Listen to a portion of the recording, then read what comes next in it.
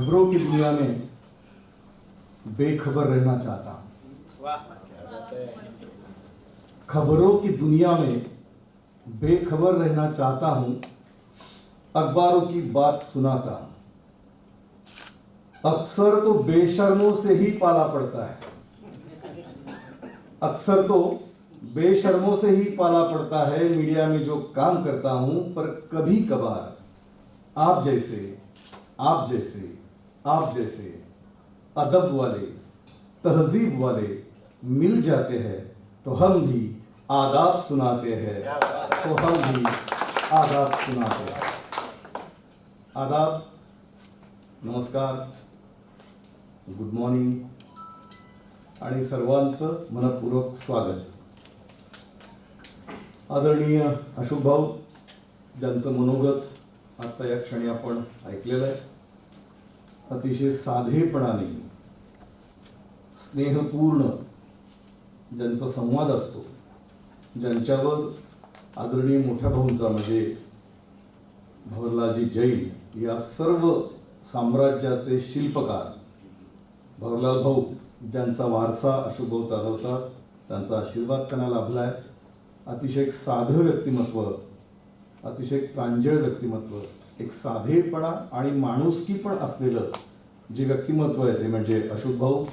त्यांनी अतिशय प्रेमाने आदराने आमचा उल्लेख केला, ते आमचे मित्र आहेत, स्नेह आहेत, पण त्याहीपेक्षा एक माणूस म्हणून खूप सुंदर व्यक्तिमत्व आहे। अशोक भाऊंना मी आपल्या सगळ्यांच्या वतीने आधी धन्यवाद देतो की त्यांच्यामुळे या परिसरामध्ये, या प्रांगणामध्ये आपल्याला आजचा हा व्हॉइस ऑफ मीडियाचा उपक्रम घेता आला। थँक्यू अशोक भाऊ।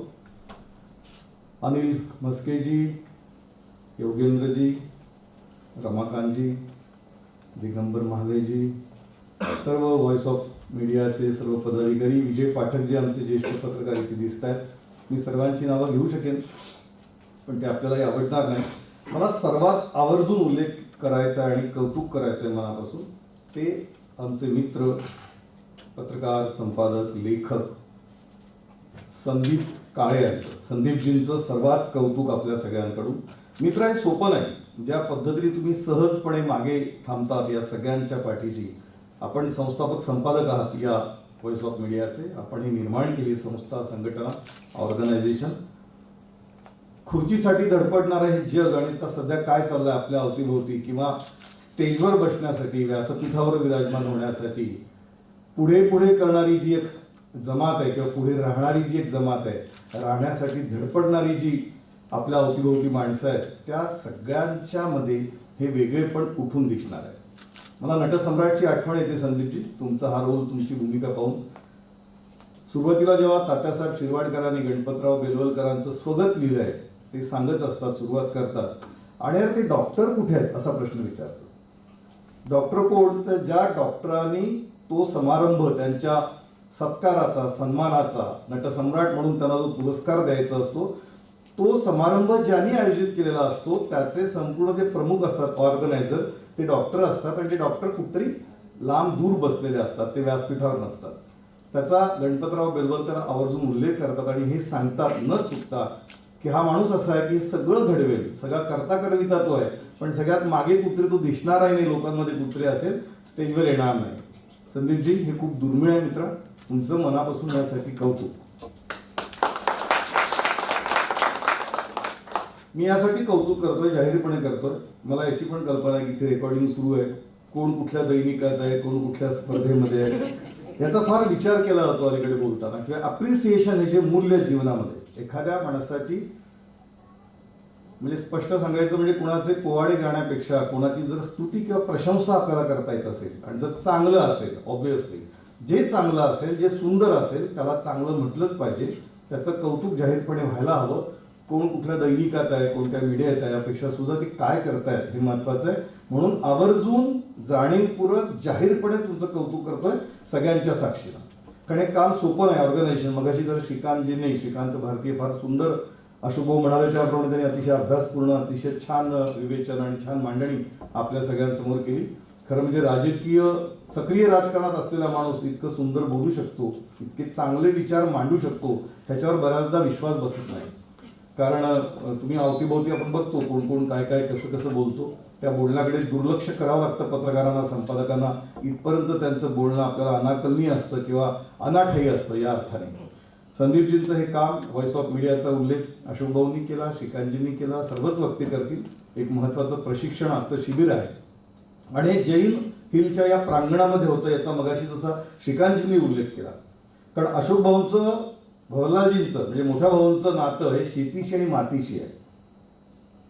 कृषी संस्कृती आणि ऋषी संस्कृती, आपण ज्या दोन संस्कृती मानतो भारतीय संस्कृतीमध्ये, याच्याशी नातं सांगणारं, साधेपणानं माणुसकीनं जगणारं आहे, एवढं विश्व, एवढं साम्राज्य उभं करणार आहे. भवरलाल भाऊंनी तर हे केलंच आहे, पण हे पुढे टिकवण्याचं आणि वाढवण्याचं काम त्यांच्या मुलांचं, सुपुत्रांचं, चारही, त्यात अशोक भाऊ हे मोठे थोरले सुपुत्र आहेत, त्यांच्या तिघं भावांनी. आणि ही जी व्हॉइस ऑफ मीडियाचा मला वाटतं त्याच्यामध्ये पॉझिटिव्ह जर्नलिझम हा एक महत्त्वाचा मुद्दा आहे आपल्या सगळ्या एकूण वाटचालीमध्ये. त्यामुळे जैन हिल्स किंवा जैन उद्योग समूह, अशोक भाऊंचा, मोठ्या भाऊंचा, या भावंडांचा, हा अशा उपक्रमांना सतत, विशेषतः सांस्कृतिक सामाजिक उपक्रमांना सतत पाठबळ देत असतो, पाठिंबा देत असतो आणि सक्रिय देत असतो.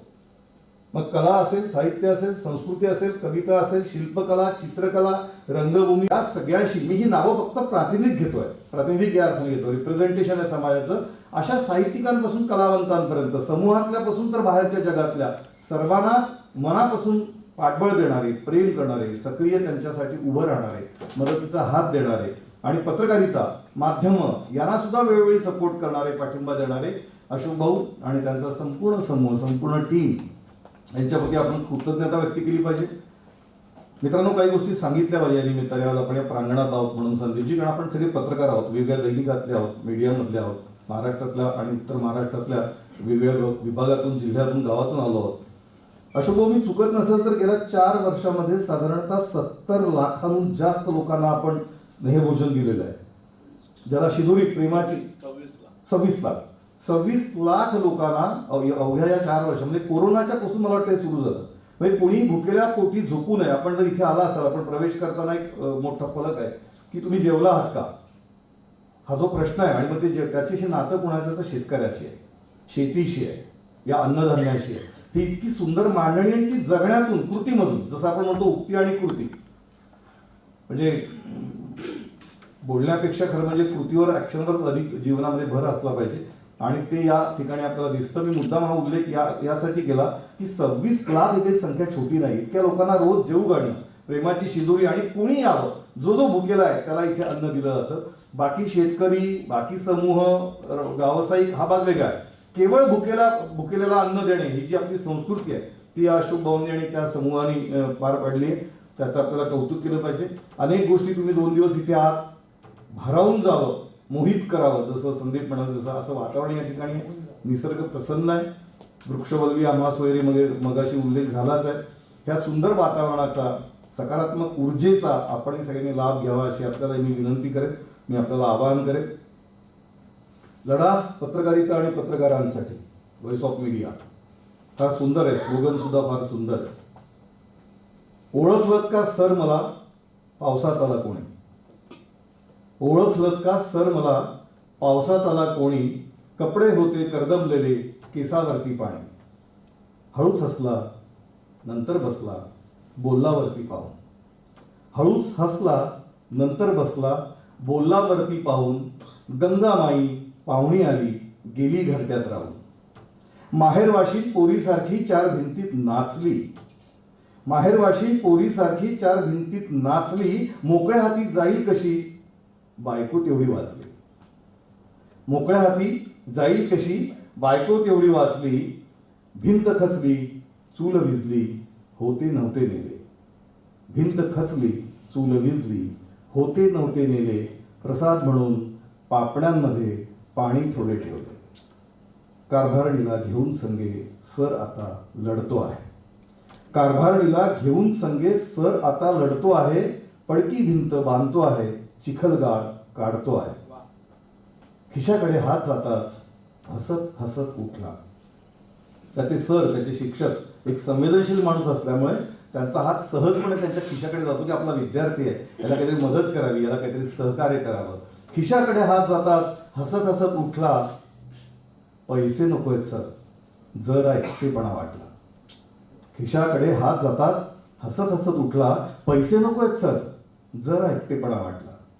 मोडून पडला संसार तरी मोडला नाही कणा. मोडून पडला संसार तरी मोडला नाही कणा. पाठीवरती हात ठेवून फक्त लढ म्हणा, फक्त लढ म्हणा, फक्त लढ म्हणा. हे लढ सांगण्याचं कारण फक्त असं, कुसुमाग्रजांच्या ज्ञानपीठ पुरस्कार विजेत्या तात्यासाहेब शिरवाडकरांच्या कवितेची आठवण यासाठी झाली की हा कणा जर पत्रकार आणि पत्रकारिता या समाजाचा एक कणा असेल, जसा पाठीला कणा आहे बॅकबोन आपल्या शरीराला, तसा समाजाच्या पाठीला एक कणा आहे. जर तो कणा पत्रकारांना, पत्रकारितेला, संपादकांना होता येत असेल तर याच्यासारखं सुंदर काही नाही. लढण्याची शक्ती फक्त कुठून तरी मिळावी. आपण लढत राहू, म्हणून लढा पत्रकारिता आणि पत्रकारांसाठी. मला ब्रीद हे घोषवाक्य अतिशय आवडलं. संदीपजींचं आणि सर्व टीमचं मनापासून त्यासाठी मी अभिनंदन करेन.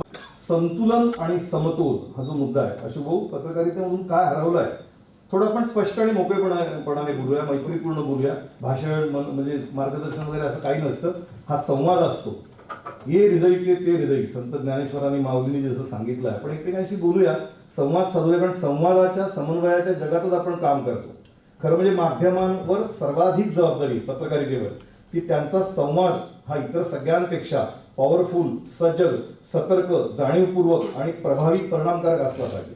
कारण आपलं क्षेत्रच आपण निवडलंय पत्रकारितेचं, माध्यमांचं, आणि त्याचा पाया, त्याचा बेस, त्याचं फाउंडेशन हा संवाद आहे, हे कम्युनिकेशन आहे, हा समन्वय आहे, हा संपर्क आहे. जोपर्यंत माणसांशी संपर्क नाही, संवाद नाही, समन्वय नाही, तोपर्यंत पत्रकारिता अपूर्ण आहे असं मला वाटतं. त्यामुळे आपल्याकडून काय हरवलंय सध्या, तर मुळात संतुलन, संवाद हरवलाय काही ठिकाणी, संपर्क कमी पडतो, समन्वय कमी होतो, आणि संतुलन आणि समतोल कुठेतरी हरवल्यासारखं वाटतं. असंतुलन आणि असमतोल परवडणारा नाही समाजासाठी, राष्ट्रासाठी, राष्ट्राच्या हितासाठी. कारण तो जर हरवला तर आपलं सगळंच पत्रकारितेचं मूलभूत त्याच्यामध्ये नुकसान आहे. ते हरवू नये अशी माझी विनंती, वजा आवाहन, वजा प्रार्थना आपल्या सगळ्यांना आहे. कारण संतुलन हा आपला पाया आहे असं मला वाटतं. एकांगी असणं, एकतर्फी असणं, संतुलन किंवा समतोल हरवणं म्हणजे काय, समाजातलं हरवणार नाही म्हणून आपण काळजी घ्यायची. आपल्या पत्रकारितेच्या कंटेंटच्या माध्यमातून फोकस जर्नलिझम असलं पाहिजे. संतुलन आणि समतोल हरवला अशोक की काय होतं, मी थोडी काही नावं पण थेट घेणार आहे, मोजकी घेणार आहे, एकदोनच घेणार आहे, संदीपजींनी परवानगी दिली तर, आणि आपण सगळ्यांनी. विशिष्ट सत्तेच्या लोकांसाठी, सत्तेसाठी, पक्षांसाठी तर ते घातक आहे पत्रकारितेला, असा गेल्या 42 वर्षांचा अनुभव आहे. मी तुम्हाला एक विनंती करणार आहे या निमित्ताने, जर तुम्हाला एकांगी, ज्याला एकारले पण म्हणतो आपण, कोणतीही भूमिका अवश्य असावी पत्रकारांना, संपादकांना, माध्यमातल्या लोकांना, पण भूमिका टोकाची, विद्वेषाची, द्वेषाची, विखाराची नसावी, एकांगी नसावी, एकतर्फी नसावी. पण ती जर असेल तर मग तुमच्यावर तो एक शिक्का बसतो आणि येणाऱ्या पत्रकारांच्या नव्या पिढीला काम करणं अवघड होऊन बसतं, आणि समाजातल्या लोकांची विश्वासार्हता तुमच्याकडे बघण्याची, तुमच्याकडे म्हणजे त्या व्यक्तीकडे नाही, त्या व्यक्तींच्या निमित्ताने, पत्रकारांच्या, संपादकांच्या निमित्ताने एकूणच पत्रकारितेकडे बघण्याचा दृष्टिकोन दूषित होत जातो. त्यामुळे संतुलन हरवणार नाही, समतोल हरवणार नाही, शांतता हरवणार नाही, पीस हरवणार नाही. कारण पत्रकारिता शांततेसाठी, पत्रकारिता सौहार्दासाठी, हे आपल्या सगळ्यांचं ब्रीद असलं पाहिजे. कारण संवाद असेल, समन्वय असेल, शांतता असेल, सुरक्षितता असेल आणि सौहार्द असेल तर या समाजाचा विकास, समाजाची प्रगती, ज्याची आपण चर्चा करतो की राजकारणी, सत्ताकारणी तेच सांगत असतात. मी जळगावला एका अनेक निवडणुकांच्या माध्यमातून मोठ्या भाऊंशी, म्हणजे आदरणीय भाऊलाल भाऊंच्या सान्निध्यात राहिलो. त्यांनी ज्या त्यावेळी गोष्टी सुचवल्या आणि शिकवल्या, अशोक भाऊ, शांतता असेल विजय तर सुरक्षितता असते, आणि सुरक्षितता असेल तरच विकास होतो. विकास किंवा प्रगतीचा पाया शांततेशी, सुरक्षिततेशी निगडीत आहे. सुरक्षा महत्वाची, सुरक्षितता महत्वाची, समाजामध्ये सुव्यवस्था महत्वाची. जसं आपण कायदा आणि सुव्यवस्था, लॉ अँड ऑर्डर म्हणतो, तसं अनुशासन, शासन आपल्या कुटुंबामध्ये, परिवारामध्ये, आपल्या ऑर्गनायझेशनमध्ये, आपल्या व्यवस्थापनामध्ये, समाजामध्ये असलं पाहिजे, पत्रकारितेत पण असलं पाहिजे. आपल्याकडे बऱ्याचदा पत्रकारिता आणि संपादकांची, पत्रकारांची भूमिका एकतर्फी होते. त्याची मला काळजी वाटते, चिंता वाटते, एक माणूस म्हणून, एक पत्रकार म्हणून. तुम्हाला विनंती अशी करणार आहे की आपण कुमार केतकरही होऊ नका आणि भाऊ तोरसेकर पण होऊ नका. मी नावं घेऊन सांगतो. ही नावं घेत असताना या दोन्ही व्यक्तींविषयी माझ्या मनामध्ये आदर आहे. हे स्पष्ट करतो, कारण अलीकडे सोशल मीडियामध्ये, आणि माझी विनंती आहे ऑर्गनायझरला की हे मी सोशल मीडियासाठी इथे आलेलो आहे. मी फेसबुकवर मला रस नाही, इंस्टाग्रामवर रस नाही, कुठल्याही सोशल मीडियाच्या मध्ये रील करणे, लोकांपर्यंत दाखवणे काय. तुमच्याशी संवाद महत्वाचा आहे, पण मी जाणीवपूर्वक नावं घेऊन सांगतोय आणि ही नावं प्रातिनिधिक आहेत. पहिली गोष्ट, मी कुमार केतकरांच्या रांगेमध्ये आणखी काही नावं घेऊ शकेल, 10-15 महाराष्ट्रातली आणि देशातली, आणि त्याच वेळी मी भाऊ तोरसेकरांच्याही रांगेमध्ये काही नावं घेऊ शकेल, या महाराष्ट्रातली देशातली. ही नावं का घेतोय? कुमार केतकर आणि भाऊ तोरसेकर होऊ नका असं आवाहन माझ्या पत्रकार बांधवांना, संपादकांना करतोय, जाहीरपणे करतोय, पहिल्यांदी करतोय. कारण कुठेतरी स्पष्ट परखड आपणही बोललं पाहिजे. जसं ते स्पष्ट आणि परखड भूमिका मांडतात, पण ती एकांगी मांडतात. पत्रकारांना, संपादकांना, समाजासाठी अशी एकांगी, एकारली भूमिका परवडणारी नाही. कुठल्या तरी सत्तेच्या एका विचारसरणीशी किंवा पक्षाशी तुम्ही आयुष्यभर बांधिलकी ठेवून फक्त त्यांचा विचार पुढे नेता, आणि ते करत असताना इतर पक्षांवर, इतर विचारधारांवर, इतर व्यक्तींवर, इतर संस्थांवर तुम्ही आयुष्यभर अन्याय करत असता. तुम्ही जेव्हा स्पष्ट आणि परखड बोलता असं तुम्हाला वाटतं, तेव्हा तितकीच स्पष्ट आणि परखड भूमिका इतरांची पण असते. या दोघा व्यक्तींचं नाव घेताना, आदरपूर्वक नाव घेताना, त्यांचं लेखन, त्यांचं वाचन, त्यांचं चिंतन, त्यांचं मनन, त्यांची मांडणी याच्याबद्दल आदर आहे. विरोध कुठे आहे? स्पष्ट विरोध आहे त्यांच्या एकांगी भूमिकेला आहे. मी सांगण्याची गरज नाही की कुमार केतकरांनी आयुष्यभर कोणत्या पक्षाची किंवा पक्षाच्या प्रमुखांची किंवा हायकमांडची बाजू घेऊन लेखणी आणि त्यांचं वक्तृत्व, त्यांची वाणी, लेखणी आणि वाणी झिजवली. तेच भाऊ तोरसेकर आज करतायत. आता हे दोघं त्यांच्या ठिकाणी झालं. बरं, माझा विरोध त्यांना नाही. मग तुम्ही पत्रकार आणि संपादक म्हणू नका, ही माझी भूमिका आहे. तुम्ही राजकारणात जात आहे, सक्रिय राजकारणात जा, त्या पक्षाचं सदस्यत्व घ्या आणि त्या पक्षाचा प्रचार करा, प्रसार करा. आमचा विरोध नाही. त्याचे प्रवक्ते व्हा अधिकृतपणे. पण तुम्ही पत्रकारितेत राहून, पदांवर राहून, संपादक पदावर राहून जर्नलिझम करतोय असं सांगून जेव्हा तुम्ही एकाच विचारसरणीला बांधील असता, तेव्हा तो समाजातल्या अन्य घटकांवर, अन्य क्षेत्रांवर, अन्य विचारांवर अन्याय असतो, अशी आमची भूमिका आहे, माझी भूमिका आहे. कदाचित ती कोणाला आवडेल, कोणाला नाही आवडेल, त्याच्यावर टीका होईल, होण्यात काही हरकत नाही, कारण कधी कधी टीका याचा सहन केली पाहिजे. माझा मुद्दा फार स्पष्ट आहे. मी तुम्हाला आवाहन केलं आजच्या या प्रशिक्षणाचा एक मुद्दा आहे, माझा प्रबोधनाचा एक मुद्दा आहे की आपल्याला विनंती आहे, कोण व्हा काय व्हा मी सांगणार नाही, तुमच्या समोर सगळी नावं असतील, पण संतुलित व्हा. मूळ मुद्दा तिथे आहे, समतोल पत्रकारिता, बॅलन्स. मग अशी श्रीकांतजींनी इम्बॅलन्स हा जो शब्द वापरला त्या अर्थाने समाजातलं संतुलन बिघडणार असेल तर त्याला काहीच अर्थ नाही. जर बॅलन्स बिघडवणारे, संतुलन बिघडवणारे लोक असतील तर ते सुद्धा घातक आहेत, धोकादायक आहेत समाजासाठी. शरद जोशींचा उल्लेख झाला, आदरणीय झाला, या जगात नाही. शरद जोशी म्हणजे विश्वासार्हता कशी असते जी पत्रकारांना, तुम्हाला मी वार्ताहर होतो जसं अशोक भाऊंनी त्यांचं करिअर त्यावेळी सुरू केलं. शरद जोशी उत्तर महाराष्ट्रामध्ये खानदेशामध्ये वेगवेगळ्या सभांना यायचे. इथे शेतकऱ्यांचे मेळावे या जळगावातही झालाय, असुदा, भादली, वेगवेगळ्या खेड्यापाड्यांमध्ये आम्ही तेव्हा बातमी घ्यायला जातो. विजयजी तुम्हाला आठवत असेल, तेव्हा शरद जोशींनी काही सभांमध्ये जाहीरपणे सांगितलं होतं, ज्या दिवशी मी राजकारणात जाईल त्या दिवशी मला जोड्याने मारा, असं त्यांचं विधान आहे. मी यासाठी संदर्भ देतोय की तुमचा शब्द, तुमची उक्ती ही समाज ऐकत असतो. समाज डोळ्यात, म्हणजे कान आणि डोळे आणि प्राण एकवटून तुम्हाला ऐकत असतो, तुमच्यावर विश्वास ठेवत असतो, तुमचा आदर करत असतो, तुमच्या भूमिकेचा. शेतकऱ्यांसाठी लढा इथपर्यंत ठीक आहे, परंतु तुम्ही जेव्हा भूमिकेशी विसंगत वागता, जे आपला मुद्दा आहे, समतोल, विसंगती, सुसंगती, तुम्ही विसंगत वागता तेव्हा समाजाचा विश्वास उडतो. कारण कालांतराने शरद जोशींनी राजकारणामध्ये प्रवेश केला, निवडणूक लढवली. कुमार केतकरांनी तेच केलं, ते थेट राजकारणात गेले, खासदार झाले, हरकत नाही. पण हे आधीच राजकारणात गेले असते विचारवंत, बुद्धिवंत माणूस म्हणून, तर आम्हाला आवडलं असतं पत्रकार आणि संपादक होऊन त्या भूमिका मांडण्यापेक्षा. मी यासाठी हे उल्लेख करतोय की त्यांचं हे ऐकून आणि बघून अनेक पत्रकार, संपादक असं करण्याचे धोके आहेत. पत्रकार आणि संपादक कोणत्याही विशिष्ट विचारसरणीशी कोणाच्याही दावणीला बांधलेला असता कामा नये. तो समतोल असला पाहिजे. तो सर्व समाजाचा, सर्व समाजातल्या घटकांचा, सर्व राजकीय पक्षांचा, जाती पाती पंथांचा, त्यांचं जे जे चांगलं आहे त्याचं त्याला प्रोत्साहन देणारा, त्याचं समर्थन करणारा, त्याला प्रकाशात आणणारा, उजेडात आणणारा असा पत्रकार संपादक अपेक्षित आहे. जे जे समाजामध्ये वाईट आहे, अमंगल आपण ज्याला म्हणतो, अभद्र आहे, वाईट आहे, चुकीचं आहे, त्याच्यावर प्रहार करणारा पत्रकार आणि संपादक पाहिजे. मग तो पक्ष कोणता आहे? म्हणजे सत्तेसाठी नाही, सत्यासाठी पत्रकारिता आपल्याला करायची. आपण करतो, अशोक भाऊंनी उल्लेख केला की मोठ्या प्रमाणात आहे. हे जे करत नाहीत त्यांच्यासाठी, जे करतात त्यांच्यासाठी नाही. आता बऱ्याचदा काय ऐकताना की आता हे आम्हाला काय सांगणार, असं होतं बऱ्याचदा. काही आयुष्यामध्ये, तुमच्या आयुष्यामध्ये प्रवास करत असताना काही क्षण असे येतात जिथे तुम्हाला कॉम्प्रोमाइज करावं लागतं, तडजोड करावी लागते, ती कुटुंबात पण करतो, व्यवसायात पण करतो, पण ती तडजोड, ते कॉम्प्रोमाइज समाजाचं अहित होणार नसेल, अकल्याण होणार नसेल, समाजाचं नुकसान होणार नसेल तर नक्की केली पाहिजे. पण प्रतारणा थेट, विसंगती थेट आपल्या भूमिकांशी, आपल्या विचारांशी अभिप्रेत नाही, अपेक्षित नाही, आणि अशा लोकांकडून नाही ज्यांच्याकडे आम्ही आदर्श म्हणून बघतो किंवा ज्यांच्याकडून आम्हाला काहीतरी शिकायचं आहे किंवा शिकतो, काहीतरी मिळवतो, चांगल्या गोष्टी असतात, परंतु त्यांनी जर असं एकाग्रपणे एकांगी भूमिका टोकाची घेतली प्रत्येक वेळी. मी नेहमी असं म्हणतो, पक्ष कोणताही असो, तुम्ही दरवर्षी बघा, आपण सगळे पत्रकार आहोत, बजेट येतं अशुभ, अर्थसंकल्प सादर झाल्यानंतर तुम्ही गेल्या 25, 30, 35, 40, 50 वर्षांचा प्रवास बघा, अभ्यास रे. त्यावेळी मीडिया म्हणजे डिजिटल आणि ऑनलाईन नव्हतं, इलेक्ट्रॉनिक नव्हतं, पण प्रिंट मीडिया होतं, आणि आता हे सगळं आहे. दर वर्षाच्या अर्थसंकल्पानंतर सरकार कोणत्याही पक्षाचं असो, अर्थसंकल्प बजेट जाहीर झाल्यानंतर विरोधी पक्षातले लोक सतत हे कसं वाईट बजेट असं सांगतात, आणि हे किती चांगलं असं सत्तेतले लोक सांगतात. सत्ता बदलत असते, कधीतरी त्या अर्थसंकल्पातल्या काही चांगल्या गोष्टी असं चांगलं म्हणा विरोधकांनी, आणि सत्ताधाऱ्यांनी सुद्धा विश्लेषण करत असताना नाही, या गोष्टी आम्ही अजून करू शकलो नाही, या करायला हव्या होत्या आम्ही, असं म्हणा. हे संतुलन अपेक्षित आहे. वर्षानुवर्ष संसदेच्या किंवा विधिमंडळाच्या अधिवेशनाच्या आधी चहापानाचा संध्याकाळी कार्यक्रम असतो. त्या चहापानाच्या कार्यक्रमावर बहिष्कार टाकणे ही वर्षानुवर्षांची परंपरा आहे.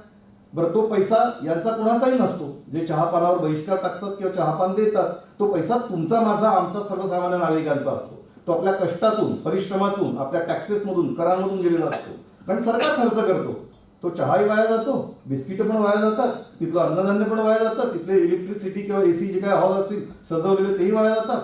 का आम्ही जात नाही चहापानाला? का नाही आम्ही संवाद करत? जो संवाद आपला मुद्दा आहे, संवाद करा, बोला. या गोष्टी नाही सरकारमध्ये बरोबर नाही, या करायला पाहिजे, अधिवेशनात आपण हे मांडू, हे करू, वाटेवर. त्या चहापानाच्या मागची जी भूमिका आहे संवैधानिक, ती तुम्ही पार पाडा. चहापानावर बहिष्कार टाकणे किंवा अर्थसंकल्पावर प्रत्येक वेळी विरोधात बोलणे, ही जर परंपरा असेल तर मग संतुलन कुठे आहे?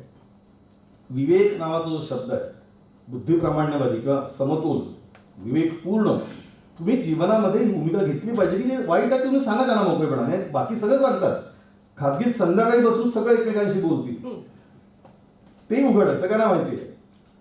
कोणतेही पक्ष, मला श्रीकांतजींचं मगाशी कौतुक वाटलं, त्यांच्या वडिलांच्या माध्यमातून त्यांनी जो उदाहरण दिलं की कोणताही राजकीय पक्ष असो, जर चांगला असेल तर चांगल्याला चांगलं म्हणा. जर श्रीकांतजींनी आयुष्यभर केलं तर त्यांना राजकीय भविष्य चांगलं आहे. ते इथे नाही आहेत, पण मी त्याच्या पाठीमागे सांगतो चांगल्या अर्थाने. ही जोपर्यंत संस्कृती आपण जोपासत की ज्याला जे चांगलं आहे ते चांगलं म्हणा, जे वाईट आहे ते वाईट नाही. मी इथे यासाठी या प्रांगणात बोलत असताना मला गौरव भाऊ, मोठे भाऊ का आठवतात की ही शिकवण आम्ही त्यांच्याकडून पण घेतलेली आहे. जे त्यांना रुचलं नाही, पटलं नाही, वैचारिक मूल्यांच्या, नीतिमत्तेच्या आधारावर त्याला त्यांनी त्यावेळी विरोध केला, जाहीरपणेही केला. याच प्रांगणामध्ये जेव्हा शेतकऱ्यांच्या पुरस्काराचा समारंभ होता, भाऊ असे एकमेव जे स्वतः संयोजक, आयोजक, यजमान, शेतकऱ्यांना लाख लाख रुपयांचा पुरस्कार या प्रांगणामध्ये अशुभ दिला जातो वर्षानुवर्ष, बरोबर आहे. त्यावेळी भाऊंनी जाहीरपणे सांगितलं, मी जेव्हा रिपोर्टिंगसाठी आलो, की या देशामध्ये कृषी संस्कृती सांगतो, शेतकरी आम्ही आमचा या संस्कृतीचा आणि या अर्थव्यवस्थेचा कणा आहे असं सांगतो, 70% शेतीवर अवलंबून असलेला देश आहे, प्रदेशात सांगतो, पण त्या शेतकऱ्याचा पुरस्कार द्यायला मुख्यमंत्र्यांना महिनोन्महिने वेळ मिळत नाही, असं जाहीरपणे मुख्यमंत्री व्यासपीठावर विराजमान असताना सांगणारे मोठे भाऊ. मी हा उल्लेख, हे संदर्भ येत आहेत, तपशील हा याच्यासाठी की जगणारी माणसं आहेत की जे नाही आवडलं, जे नाही रुचलं ते त्यांनी सांगितलं, म्हणून मुख्यमंत्र्यांनाही राग आला नाही, मुख्यमंत्र्यांनी दिलगिरी व्यक्त केली, काही अडचणीमुळे येता आला नाही. हा जो समाजामधला संवाद आहे, हा आपल्याला पत्रकारितेमध्ये, माध्यमांमध्ये अपेक्षित आहे मित्रांनो. म्हणून मी त्याचा आवर्जून उल्लेख केला की म्हणजे वारकरी संप्रदायाचा त्यांनी मगाशी श्रीकांतजींनी फार चांगल्या पद्धतीने आध्यात्मिक अधिष्ठान सांगून आपल्यालाही हे लागू आहे. आता जेव्हा वारकरी संप्रदाय येतो तेव्हा आपण दरवर्षी वारीच्या बातम्या छापतो, आळंदीच्या म्हणजे आळंदी पालख्यांच्या बातम्या छापतो. मी एक प्रश्न विचारतो सगळ्यांना, कोणत्याही पत्रकारांना बोलवलं जात नाही, संपादकांना बोलवलं जात नाही, चहा दिला जात नाही, कुठलंही बिस्किट नाही, पत्रकार परिषद नाही. वर्षानुवर्ष हजारो लाखो वारकरी त्या आळंदीतून निघून पालखी माऊलींची आणि तुकोबाची घेऊन तिथे जातात आणि तो सोहळा वर्षानुवर्ष असाच छान डोळ्याचं पारणं फेडणारा सोहळा ते टिपत असतात. प्रेस कॉन्फरन्सची गरज नसते, चांगलं काम करत राहा. समाजासाठी जर चांगला हेतू असेल, ज्ञानेश्वर माऊलींनी तुकारामांनी दिलं, त्याच्यासाठी पत्रकार परिषदेची संपादकांना, पत्रकारांना सांगण्याची गरज पडत नाही. अर्थात ही संपादकांची, पत्रकारांची, वार्ताहरांची, बातमीदारांची पण तितकीच नैतिक जबाबदारी आहे. अशा पालख्या, अशा वाऱ्या समाजातल्या वेगवेगळ्या क्षेत्रात आहेत, त्या आपण ओळखल्या पाहिजे, त्यांचा शोध घेतला पाहिजे त्यांचा, आणि त्याला तितकंच कव्हरेज मनापासून स्वतःहून सुमोटो पुढाकार घेऊन दिलं पाहिजे मित्रांनो, असं मला वाटतं. व्हॉइस ऑफ मीडिया, माध्यमांचा आवाज असं म्हणून व्हॉइस आहेच त्याच्यामध्ये, आवाज असलाच पाहिजे, आपण आवाज बनलंच पाहिजे आहोत. पण आवाज म्हणजे ओरडणं नाही, आवाज म्हणजे आक्रस्तळेपणा नाही, आवाज म्हणजे बोंबाबोंब नाही, उगीच ओरडायचं. म्हणजे काही पत्रकार संपादक लेखनातून किंवा आपल्या वाणीतून बोलण्यातून अकांड तांडव करून व्यक्त करत असतात, त्याची गरज नाही समाजामध्ये. आवाज होता आला पाहिजे, आवाज बनता आला पाहिजे, हा त्या मागचा सरळ सरळ आपला हेतू आहे. कुठेतरी बोललं पाहिजे. फक्त सनसनाटी पत्रकारिता करण्याऐवजी संवेदनशील पत्रकारिता आपल्या सगळ्यांकडून अभिप्रेत आहे, अपेक्षित आहे समाजाला. जेव्हा जेव्हा आपण सगळ्या लोकांशी बोलतो, भेटतो, सकारात्मक पत्रकारिता, मगाशी मी उल्लेख केला, पुन्हा त्याचा आवर्जून उल्लेख करेन की जर व्हॉइस ऑफ मीडियाचं ते एक घोषवाक्य आहे आणि त्यातला एक अजेंडा आहे, तर सकारात्मक पत्रकारिता अत्यंत महत्त्वाची, पॉझिटिव्हनेस आपल्या समाजामधला. कारण समाजात रोज वर्तमानपत्र काढताना किंवा मीडिया काढताना लोक सकाळी वर्तमानपत्र उघडल्याबरोबर जर नको ते छायाचित्र, नको तो कंटेंट, ज्याला आपण क्राईमशी निगडीत जास्त म्हणतो, लोकांचा दिवस खराब होतो असं मला वाटतं. असं वाचकांच्या प्रतिक्रिया आपल्याला येतात. आपण जे थेट जगतोय, बोलतोय, त्याच्या संबंधी पण आपण बोललो पाहिजे. त्या दृष्टीने सुद्धा सकारात्मक पत्रकारिता करता आली पाहिजे. माऊलींच्या त्या पसायदानामध्ये पण फार सुंदर ओळी आहेत या संबंधी, आणि पॉझिटिव्हिटीचं फार सुंदर वर्णन ज्ञानेश्वर माऊलींनी त्याच्यामध्ये केलं आहे. मग अशी फिअर आणि फेअर आणि फेवर याचाही उल्लेख झाला. नो फिअर, नो फेवर आणि नो फीवर इवन, म्हणजे ताप, मनस्तापही नको, फेवर पण नको, आणि फिअर म्हणजे भीती पण नको. आणि नीती असेल तर भीती असत नाही, पण नीती नसेल तर मग भीती असते. त्यामुळे पत्रकारांनी, संपादकांनी आपापली नीती, आपापली मूल्य जर शाबूत ठेवली तर भीती बाळगण्याचं कारण नाही असं मला वाटतं. आपल्या सगळ्यांच्या समोर अनेक आव्हानं आहे काळाच्या ओघामध्ये. पूर्वी फक्त प्रिंट मीडिया होता, त्याच्याही काही मर्यादा होता. नंतर मग टेक्नॉलॉजी आली, त्यांचं सोशल मीडिया आला, इलेक्ट्रॉनिक आलं. 90चं दशक आपल्याला आठवतं, 80चं दशक आठवतं, आत्ताचं. आणि आता तर व्हॉट्सअप नावाची जी युनिव्हर्सिटी आहे अशोक भाऊ, त्यांनी प्रचंड नुकसान केलं आपल्या सगळ्या पिढ्यांचं, पत्रकारांचं. किती त्यातली माहिती तुम्हाला माहिती आहे सोशल मीडियावर आणि व्हॉट्सअपवर काय काय येते. त्यामुळे विश्वासार्हतेचा मुद्दा, क्रेडिबिलिटीचा मुद्दा त्या ठिकाणी येतो. आपल्या सगळ्यांना आपली क्रेडिबिलिटी शाबूतच ठेवायची आहे. हे सगळ्यात मोठं आव्हान विश्वासार्हतेचं मित्रांनो, आपल्या सगळ्यांना, माझ्यावर, तुमच्यावर, प्रत्येकावर, इंडिव्हिज्युअली आणि कलेक्टिव्हली. सर्व वर्तमानपत्रांसाठी, सर्व माध्यमांसाठी, इलेक्ट्रॉनिक असेल, प्रिंट असेल, सोशल असेल, पोर्टल असेल, ऑनलाईन असेल, डिजिटल असेल, व्हॉटेवर जी जी माध्यमं आहेत, ज्याला मल्टी मीडिया म्हणतो आपण, त्या सगळ्यांच्या माध्यमातून विश्वासार्ह पत्रकारिता करणे, नाहीतर लोकांचा विश्वास आपल्यावर राहणार नाही. तो जर टिकवून ठेवायचा असेल तर सुसंवादी भूमिका, विसंवादी नसावी, विश्वासार्हता आपल्या सगळ्यांच्याबद्दल असावी. आर्टिफिशियल इंटेलिजन्सचा उल्लेख जाता फक्त ओझरता करायला पाहिजे, कारण कृत्रिम बुद्धिमत्तेचं सध्या जग आहे आणि तेही मोठं आव्हान आपल्या सगळ्यांसमोर आहे. बऱ्याच लोकांना जसं कोरोनामध्ये काही वर्तमानपत्रांचे खप कमी झाली, काही वर्तमानपत्रांच्या आवृत्त्या कमी झाल्या किंवा बंद पडल्या, ते एक आव्हान होतं. त्याच्यातूनही आपण बाहेर पडलो. पुन्हा एकदा प्रिंट मीडिया पुन्हा एकदा आहे, त्याचं अस्तित्व आहे. पुन्हा एकदा अंक वाचकांनी आपल्या हातात घेतलं आहे. फक्त हे टिकवणं, खप वाढणार नाही असं म्हणतात, कदाचित वाढणार नाही, पण तो कमी होणार नाही. आपल्या हातामध्ये सगळ्यांच्या. प्रॅक्टिकली आपण सगळे वर्तमानपत्रांमध्ये वेगळ्या ठिकाणी काम करतो. मित्रांनो, आपण पत्रकारिता किंवा माध्यम म्हणजे काय, तर पुन्हा व्यवस्थेला प्रश्न विचारता आले पाहिजे आणि आपण विचारलेच पाहिजे, कारण ते विचारल्याशिवाय पुढचा प्रवास शक्य होणार नाही असं मला वाटतं. व्यवस्थेला जर प्रश्न, सत्तेला, पक्षाला नाही किंवा फक्त स्वार्थासाठी आपल्या किंवा त्यांच्या नाही, तर त्यावेळी जे जे प्रश्न समाजामधले असतील, मगाशीच्या लोकांचा उल्लेख केला, ती आता नावं रिपीट करण्याचं कारण नाही, पण काही पत्रकार आणि काही संपादक जेव्हा विशिष्ट विचारसरणीसाठी बोलत असतात तेव्हा ते फक्त राजकारणावर, राजकीय पक्षांवर, राजकीय नेत्यांवर विश्लेषण करतात. समाजातल्या इश्यूज आणि समाजातले प्रश्न याच्या संबंधित तुम्ही त्याचे 10 व्हिडिओज काढा किंवा त्यांच्यात काय संवाद असतो लोकांशी, ते तुम्ही जर काढले 10 पैकी 9 मध्ये जरी तुम्हाला ते आढळेल की फक्त राजकीय नेतृत्व, राजकीय पक्ष, सत्ता, याच्या सत्तेचं राजकारण, सत्ताकारण, याच्या पलीकडे फारसं विश्लेषण येत नाही. ते यासाठी तुमच्याशी चर्चा की आपल्याकडून अपेक्षित नाही, त्यांना कोणाला काय करायचं करू देत. आपलं जर प्रशिक्षण आहे आणि आपण नव्या पिढीतले, उद्याचे भविष्यातले पत्रकार संपादक आहोत, तर मला वाटतं त्या दृष्टीने सुद्धा आपण विचार करण्याची गरज आहे. व्यवस्थेला प्रश्न विचारत असताना त्याच्यावर उत्तर सांगण्याचं किंवा उत्तर शोधण्याचं पण उत्तरदायित्व आपल्याकडे आहे किंवा आपली जबाबदारी आहे. केवळ प्रश्न विचारून थांबता येणार नाही. केवळ प्रश्न त्यांना आपल्याला प्रश्न विचारण्याची मुभा आहे किंवा अधिकार आहे म्हणून फक्त मोकळेपणाने त्यांना प्रश्न विचारायचे आणि उत्तर सांगायचे, पर्यायी सांगता आलं पाहिजे. मग मंत्री असतील, अधिकारी असतील, प्रशासन असेल, शासन असेल, सत्ता असेल, विरोधी पक्ष असेल, कुणी असेल, व्यवस्था, सिस्टमच्या विरोधात. पण सिस्टमच्या विरोधात म्हणजे प्रत्येक फक्त विरोधात नाही, पुन्हा तिथे सकारात्मकता येते, पॉझिटिव्हिटी येते, संतुलन येतं. जे चांगलं आहे तेही चांगलं सांगितलं पाहिजे. आपल्याला सवय नसते, पत्रकारांना, संपादकांना शक्यतो चांगलं दिसत नाही अशी टीका आपल्यावर त्यामुळे होते. असं होऊ नये असं मला वाटतं, कारण संदीप काळेंसारखं नेतृत्व जेव्हा इथे आहे, संदीप काळे फक्त पत्रकार नाही, मी मगाशी उल्लेखला, सामाजिक भान असलेला एक कार्यकर्ता आहे, उत्तम लेखक आहे. आणि त्यांनी हे आवर्जून व्हॉइस ऑफ मीडिया या संघटनेची, या संस्थेची स्थापना केली आहे.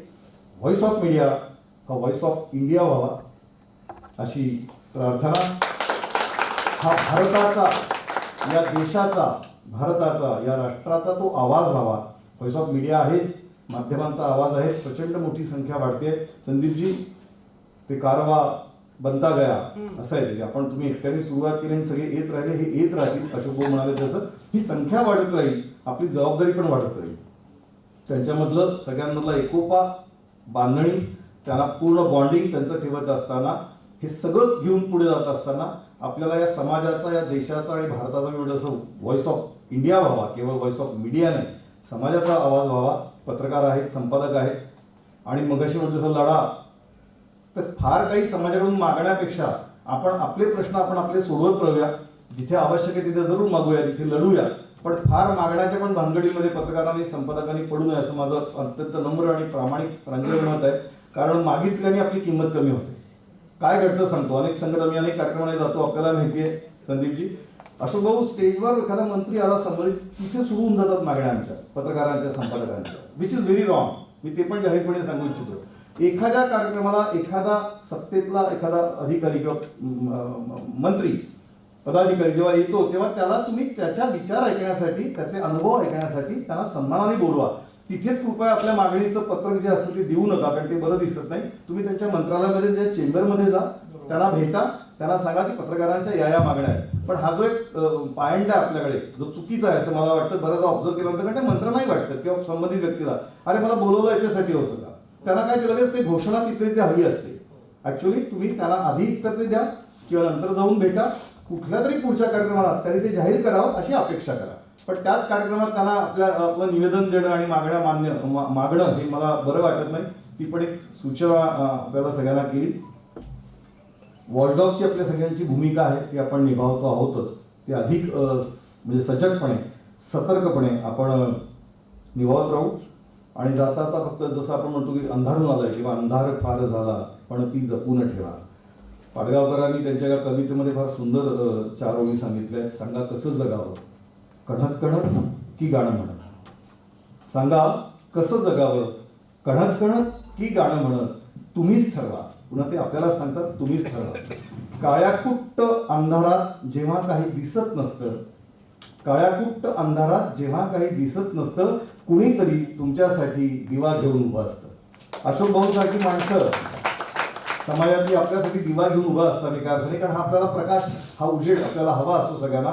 काळ्याकुट्ट अंधारात जेव्हा काही दिसत नसतं, कुणीतरी आपल्यासाठी दिवा घेऊन उभं असतं. काळोखात कुढायचं की उजेडात उडायचं, काळोखात कुढायचं की उजेडात उडायचं, तुम्हीच ठरवा. सांगा कसं जगायचं, कणत कणत की गाणं म्हणत.